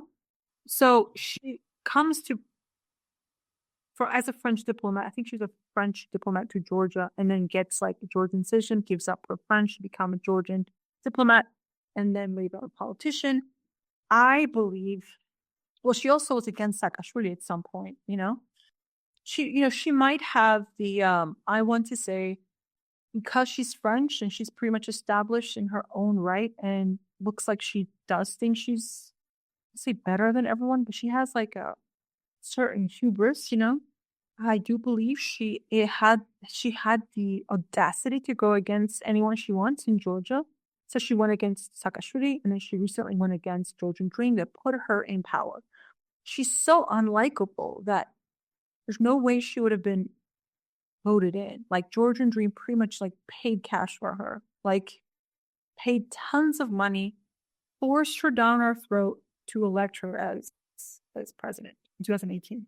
So she was elected by the Georgian Dream supporters, who all hate her now. And it's like reverse. The opposition used to hate her, used to say horrible things about her. I mean, horrible all the time. Also said her elections were rigged, by the way. They boycotted her election, say it was rigged. They would not even recognize her for a while. Very similar stuff that's happening now. She was also part of that. And so it happened to her as well. They called her pro-Russian, all these things that are happening to Georgian Dream now. I believe Georgian Dream chose her thinking, because the presidency was converted around 12 years ago into a symbolic head, not actually presidential parliament, but like it was the prime minister is the most important in Georgia, not the president. So she was supposed to be like a symbolic head. She's Western, she's French, whatever. So they were like, see, we have a woman, she's your people. Because Georgian Dream was completely and utterly integrating with the West, just along the same line as every other government before Georgian Dream. The only difference is that even Salome said this in the interview, 2022, Russia, Ukraine, and then we have severe problems. Georgian Dream, let's say, changes. Let's say, for me, it's more like they become aware that they're a real country and they have to rule it. Like, for me, because they were, again, very mediocre, didn't do anything that stands out, nothing. They handled, I think, COVID pretty well in the beginning. 2019, they're already being called by some pro-Russian because of this incident about Russian MPs sitting in a parliament seat, which is ridiculous to begin with, but whatever. And so they have been flinging mud at them for a long time. If you go back to 2012, they've been called Russian because Saakashvili has been telling his lobbyists in the European Parliament to keep making resolutions how it's a pro-Russian government. But Saakashvili's like, you do that, but it doesn't really catch on, and everything they've done is like very Western. They're all Westerners. So like, if most of them though I know or even interacted with or just seen their posts, they're like America-loving, like pro-West guys. Like, there's not very many who even like China or kind of the Orient or something. Like, they're not even that kind of people. They're just like straight up like, I love Kissinger and I love Margaret Thatcher and Reagan is my hero. Like, they're that kind of people, like what happened? Like, why would this very pro-Western government put their French president and tries to appeal to the feminism, like, and girl power, whatever, girl boss, and all this stuff they're trying to signal to the West, how come it changes? And that's because of Russia. And this is when I believe that Georgian Dream believes that they have to be careful in their politics because there are sides that want to open up a second front. It could be, I believe, that some kind of American told them. I believe it's probably an American that told them to open up a second front. Ukrainians were making this call nonstop. And I believe that they're afraid that Russia could invade. there could be pressure from the opposition to invade or, start a second. So that say they do believe they're in danger from whichever side. Then with added on with Israel and Palestine, fears around Iran, there's a lot of tension with greater Turkey. So Turkey's on the move. I think they want to be very careful. And because of their careful politics, which also means just sort of being good with everybody, they're trying to be let's be diplomatic with everyone around the region. Let's be in bed with Turkey, with EU, with US, with Russia, at least trade with them or whatever. Let's try to be cool with everyone. Israel, they love Israel, they also go with Iran, everybody. That's how we survive. That's I think this is what they're pushing. But see, EU and US said, you can't do that. You have to be on our side or your enemy. It wouldn't let them have this kind of, let's say, neutrality, or actually the opposite of just being for everyone. Some not very well developed, but some kind of working neutrality they got going on. I don't think they were ready for the confrontation that came. Because again, these were pro-America, pro-Western. Again, I don't think they were ready for the level of pushback they were going to get. And they're not, say now they're getting better, but they're not trained statesmen to the level of speaking the European tongue in a way, to make them Saakashvili was much better at convincing the stupid Americans and Europeans that he was the Democrat guy. They're not very trained on the sort of PR, even the way they write all the time, the MPs and so on. I'm just dude, do you not know how to write a much more neutral sounding post? They have this they don't have this sort of the sophistication of the corporate talk or whatever, they would say and so they come off really harsh and they say things that are so-called anti-Western rhetoric, and a lot of things are of course taken and kind of cut up and never really shown anything that's happening. You're always kind of seeing the other side. And so you have all these NGOs, you have all this foreign money, you have all these opposition political parties, all invested now to take Georgian Dream out.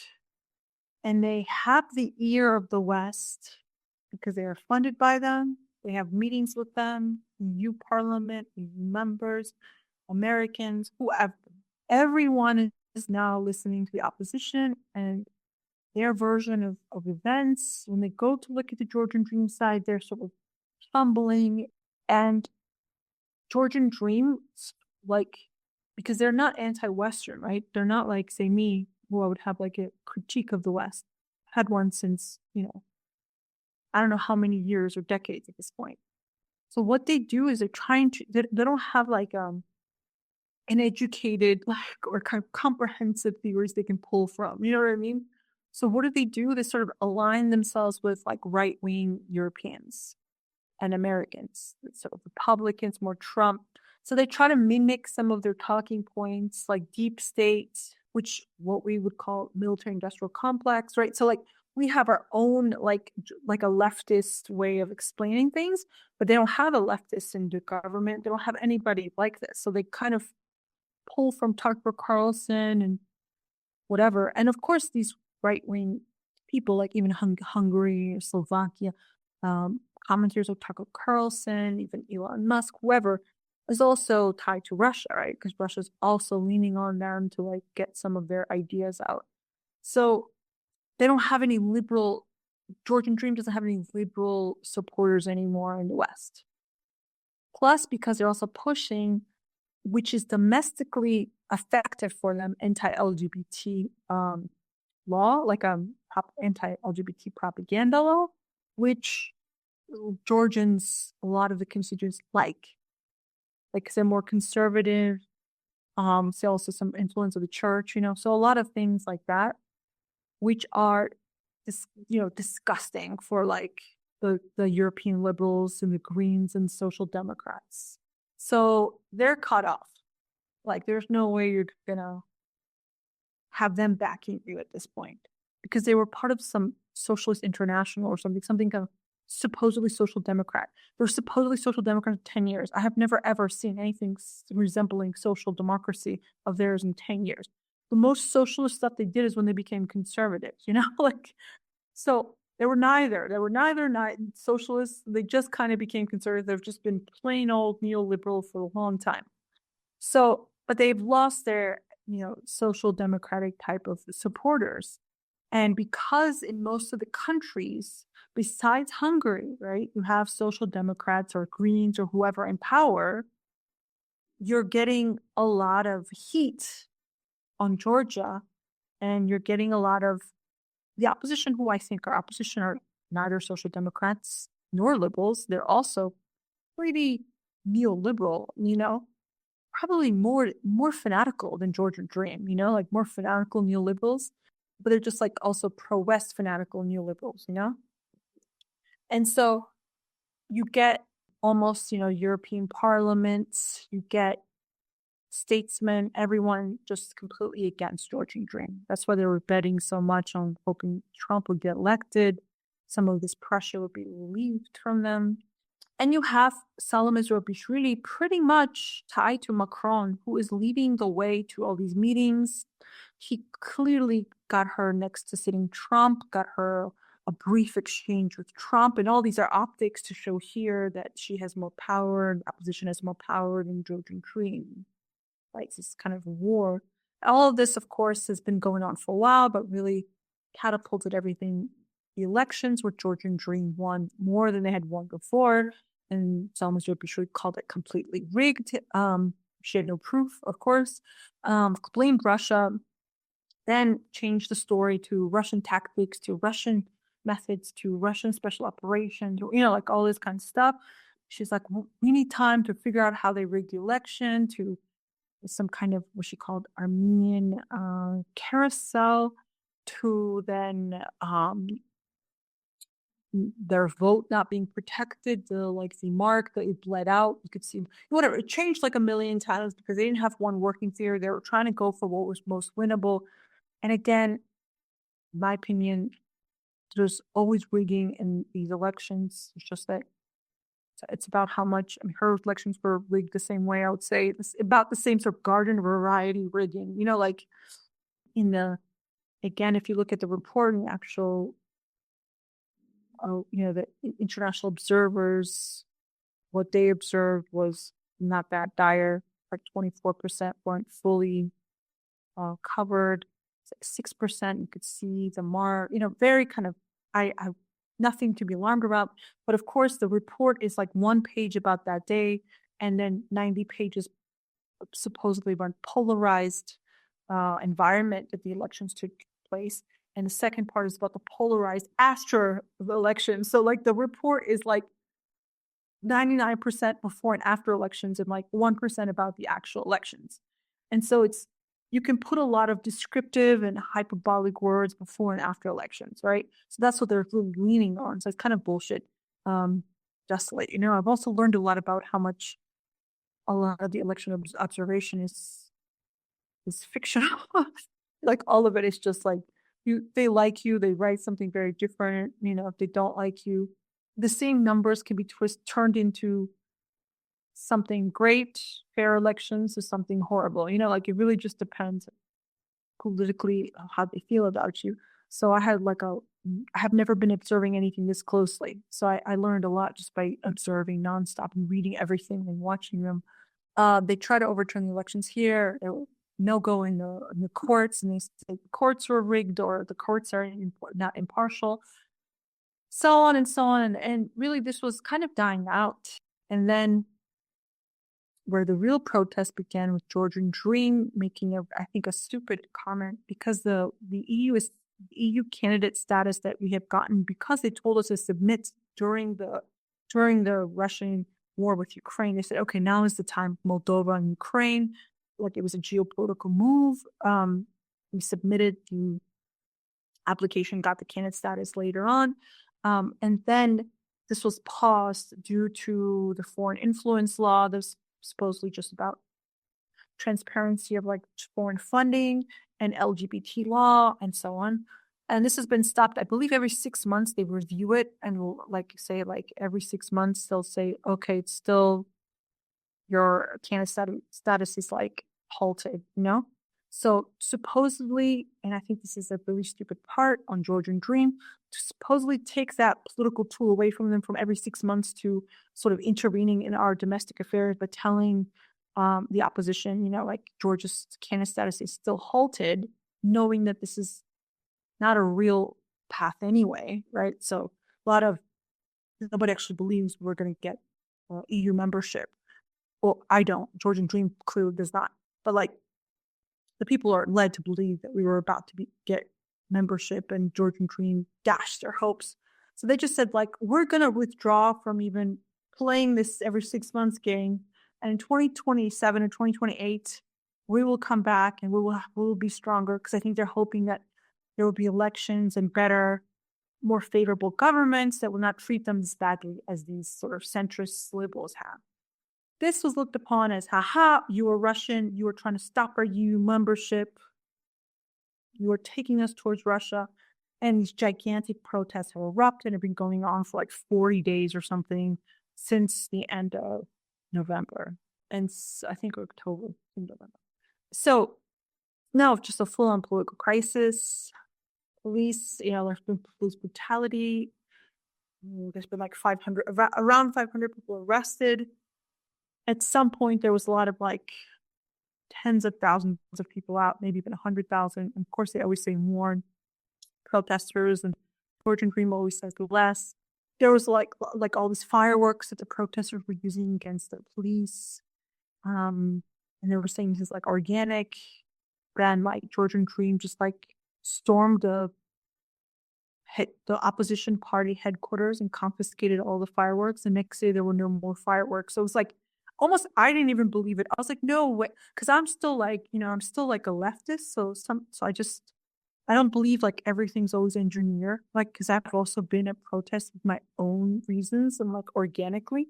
So I'm always very like skeptical and calling everything like socially engineered or controlled, you know, because I grew up in protests. So I'm always skeptical, and then I'm always shocked when some of it actually is true. I'm like, no way. Like, there's no way they all got fireworks from the political parties. Like, I'm sure they brought their own. It's like they got rid of fireworks and they didn't bring their own. Like, that was it. So it wasn't organic in that sense. Like, a lot of the violence was actually done by the parties giving them. And then my friend was like, of course, you know how expensive those fireworks were? And I was like, I didn't think about it. Like, it was just like basic stuff. So now it's like police regime, like this, of course, like again, 500 people arrested out of, I don't know, 40 days or something, with tens of thousands, if not 100,000 protesters is quite small comparatively to where I come from, the U.S. movements, which they arrest thousands of people. Like, but you know, I think Georgians generally have a very low tolerance for violence. Like, it's not something that's normal. There's an expectation that cops should not beat protesters, that the government shouldn't, despite like having all these like dark times. Still, I believe there is a very low tolerance for violence in Georgia, as opposed to U.S., which is like, yeah, of course he's got killed, deserved it. Like, that's like a very American kind of mentality. In Georgia, it's like you're much more sheltered in that way, you know, like. So like these sort of police violence, very small place, everyone knows each other. It gets really like overblown. And so even if you're like, dude, this is not even close to what happens in Europe, which a lot of people will say, you know, like, or America, they like don't believe it. And for them, it's like, that's not a way to calm down the situation for them, you know? Because they were like, for them, it's so like, oh, we cannot have this like kind of violence. But also like, there's zero accountability for foreign funding, or how journalists act like activists. You know, they claim media freedom, right? So like they will straight up be activists, and then if there's any kind of pushback on them, then they'll say, "Oh, you are we're media, we're like journalists, and it's just like you are taking away our freedom of media. So it's like that a lot of things are sort of stacked up in a way, and then you have all of these like European American politicians come out like a chorus and just be like, condemn this police regime, this totalitarian state. And it's like, I'm sorry, but not even close to that. Like Georgia is like the freest place I've ever been, like it is, because it's always been so free. Like probably the most free it's ever been is under the Georgian Dream government, because people are so used to do whatever they want. Now that Georgian Dream is like tightened up because it's gotten, almost overthrown at this point. It's like repression, authoritarianism. It's like, I don't see how any of these things mean like authoritarianism. I think that, yeah, definitely it's like there's a loss of how you could do anything you wanted, like there's a certain level of tightening up, but not even close to what authoritarianism. I don't think these people understand, like you can't have 40 days of protests all day, every night, nonstop, and then call it authoritarian. They had a fake general strike for 3 hours today, which mostly business is the one closed. Then you even had like banks like letting their own employees don't even agree with, like, okay, sure, just strike, just go for three hours, just whatever, work it out with me, like just in ways that like you just would never have in the US. Like again, this is like the only country I've ever lived with is even the US. So I can only compare in that sense. Like it just doesn't happen in the US, this level. And so I'm kind of like, there's so much freedom, and to continuously frame this as authoritarianism is like mind-boggling. Like I don't know what would happen to these people if they actually in any way witnessed authoritarianism, They just like, it's like this level of being sheltered or being like. Or do you think, Sopa, that maybe it's part of being able to anchor any critique of sitting government and enlist or express Western support? You have to frame it within the context of authoritarianism.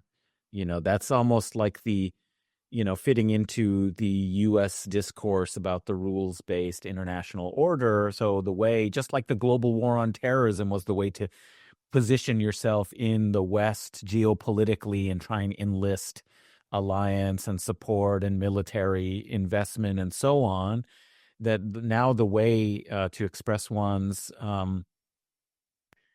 pro-West orientation is to kind of appropriate exactly that framework for describing the world, and you critique your government as, oh, it's part of that authoritarian coalition, which is of course a Russian coalition, Chinese coalition, etc., i.e. the enemies of the West. So it seems like in some ways that's their way of trying to express the fact that they want to position themselves as a pro-EU, pro-American party, and that the critique that has come about Georgia Dream is that it's pro-Russian. It's taking Georgia away from its historic position as a Western ally, as a possible NATO member, as a possible EU member, and bringing it more into Russian kind of orbit, which of course is something that you were describing is, of course, far more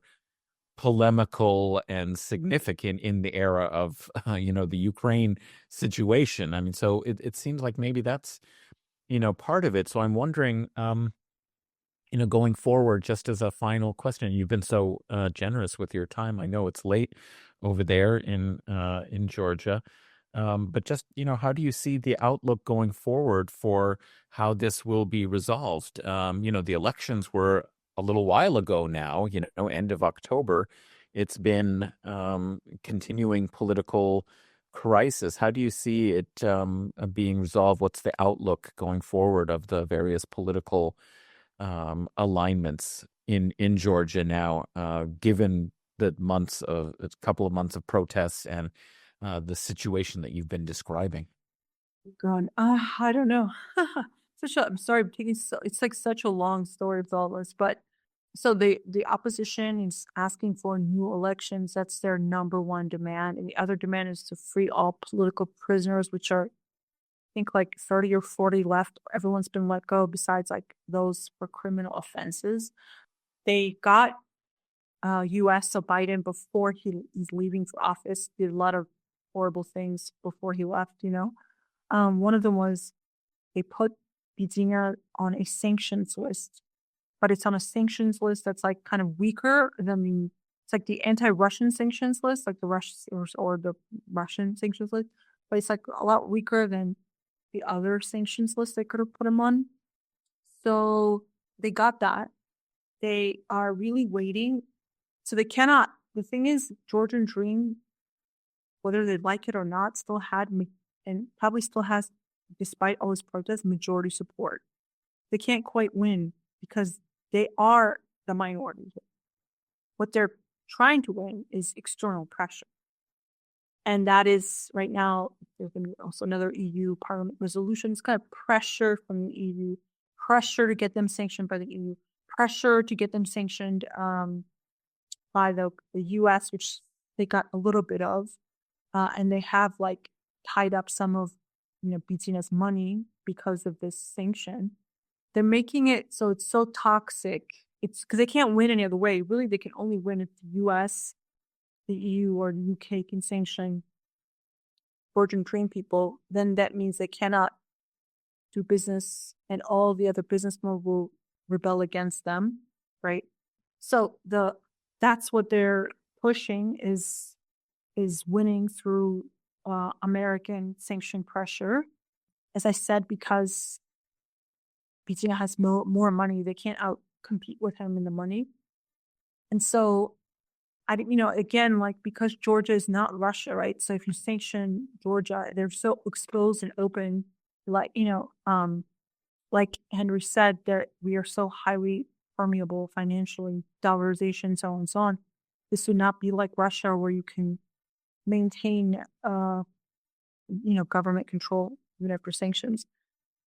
So this is a real problem, and they want to get new elections that's administered by like the EU or something. So it's like not even like Georgian run, but like by like foreigners, like Western governments, like doing our elections for us, which I find just disturbing from the beginning. In reality, I believe the Georgian Dream will probably win again if there were elections. Of course, I think it would be capitulation if they actually had new elections and or if it was done by the EU or any Western government or administrators. But they are working on making sure no like Western government like recognizes the legitimacy of this government, and through through various sorts of pressures and getting them like kicked out of things. Like they have pressure campaign for anyone visiting Georgia, any Western politician. There's huge pressure campaigns on them. Really try to isolate Georgia from the Western governments. Again, it's fine with China and like Iran and so on, Israel's. Now it's just like game of chicken, who folds, I believe that Trump is going to be decisive what he does. They have like, it's clear that the opposition has their little rabid dog called Joe Wilson, which is an American, hire congressman from South Carolina to be your mouthpiece, who like straight up spends like every single day, 99% of his posts are about Georgia, and claiming that this is tied to Trump, except of course he doesn't say Russian now. He says Iranian and Chinese because Trump is like close now trying to fix their relationship with Russia. So they're like, this is a Iranian China, like whatever, a pro-Iranian China government eventually regime, But it's very funny to me how they're just changing the Russian to Chinese Iranian now just to suit Trump. And then the Georgians also started doing that just to block his step. Like it's just the whole thing is a farce. But we'll see what happens. I mean, The Hungarians also got like sanctioned. That was also crazy.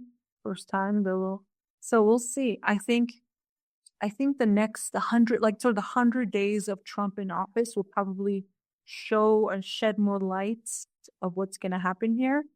A lot of this is, again, the war in Ukraine is driving a lot of this. So if that's kind of calmed down, then a lot of things could be sort of walked back maybe. Because Georgian Dream is hoping to normalize relations with the West, again, without the cost of, they want to have normalized relationship with all countries as much as possible, if they're allowed to have a more neutral stance and not so much hyper or Baltic states where it's like every day it's an anti-Russian like threat with with NATO backing you up. But the thing is, it's crazy that we don't have NATO membership. Like, this is the most dangerous time to be in this sort of corridor with no guarantees, yet expected to act like a NATO member without the NATO guarantees. It's just a very dangerous game. And I think Georgian Dream in this place is more correct in their foreign policy. Though I do wish they were a little bit more sophisticated politicians who like did not throw such curveballs and just worked on their little image a little bit more, because Russia, Iran, China never does this, but like they may have the rhetoric, but they're also like have the military and they have like their big countries, so you could be very crude. But when you don't have an army or literally anything, you should just refine some of your ways you approach. You could be very critical without being stupid, So, but it's difficult. I mean, they've never gone against. I for me, it's like matter of patriotism. Like, it's a small country being completely crushed by this just onslaught of Western, politicians, just like every day, like against the government, every day against Georgia. Like, that to me is like crazy. And then having these sycophants like, I love you, Joe. I'm gonna get your tattoo on my face. Like these are my heroes. It's just sick. And they call others slaves, which I find just projection, like the level of truly, mental slavery that they're in. But of course, they only believe there's only one bad guy, and that's Russia. And the West is like the angels come to save you. So I will stop talking. I'm so tired. I don't know if that was. Yeah, that's fine. On that note, it's a great place to leave the conversation. And as I said, I'm hoping that we can bring you back in the future to talk about Soviet Georgia at some point. Again, listeners, our guest, who is very generous with her time today, Sopo Japaridze. Sopo, it was great to have you on the program. I hope you enjoyed your time here. Can you tell the listeners where they can find you and more of your work if they want to find what you're writing and doing more generally? Yes. Yes, it was my pleasure. Hope I do not bore you with my 3-hour talk. So you can find me on Twitter, SoapJap, @SoapJap. You can also find my Substack. I think it's Sopio.Substack. And you can also listen to my podcast, Reimagining Soviet Georgia, which is never 3 hours long. That's about it. Well, we'll have all of that linked in the show notes, listeners. And yeah, Reimagining Soviet Georgia is never 3 hours long, but we are the ultimate enablers on this show. We always manage to find ways to make the conversations long. Adnan, can you tell the listeners how they can find you and your other excellent podcast? Sure. You can follow me on Twitter at Adnan A. Hussein, Husain. Thanks so much to Sopo for being generous in giving us this account of the intricate character of Georgian politics and background on, what's happening today. Really appreciate it. And you can also listen to, I guess, I would say a new podcast that is a successor to the Majlis, Majlis. You'll still be able to find it on that feed, but starting a new podcast that'll just be Adnan Hussein, and you'll find it maybe on YouTube, but certainly at least on the usual feeds. So the Majlis is being transitioned into a new show. And I'm sure will remain just as excellent as the Majlis always was. As for me, listeners, you can find me on Twitter at Huck1995, HUCK1995. You can help support Guerrilla History and allow us to continue making episodes like this by going to patreon.com/Guerrilla History. That's GUERRILLA History. And like I said at the beginning, you can find us on social media on Twitter at Guerrilla_pod, Instagram Guerrilla_history. And do check out our Substack where we'll get you updates on releases of episodes, things that we're writing, appearances we're making on other shows, and whatnot, without having to rely on algorithms to get it to you. It'll just end up in your email box. That's guerrillahistory.substack.com. And until next time, listeners, solidarity.